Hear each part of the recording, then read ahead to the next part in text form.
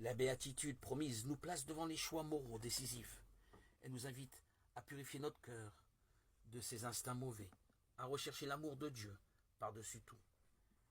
Elle nous enseigne que le vrai bonheur ne réside ni dans la richesse ou le bien-être, ni dans la gloire humaine ou le pouvoir, ni dans aucune œuvre humaine, si utile soit-elle, comme les sciences, les techniques et les arts, ni dans aucune créature, mais en Dieu seul, source de tout bien et de tout amour.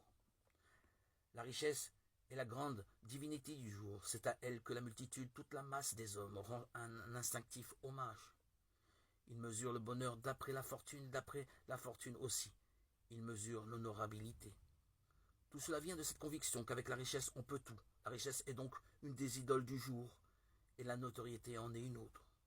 La notoriété, le fait d'être connu et de faire du bruit dans le monde, ce qu'on pourrait nommer une renommée de presse, en est venue à être considérée comme un bien en elle-même, un souverain bien, un objet, elle aussi, de véritable vénération.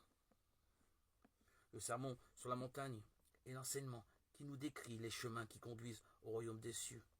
Nous nous y engageons pas à pas par des actes quotidiens, soutenus par la grâce de l'Esprit Saint, fécondés par la parole du Christ. Lentement, nous portons des fruits pour la gloire de Dieu.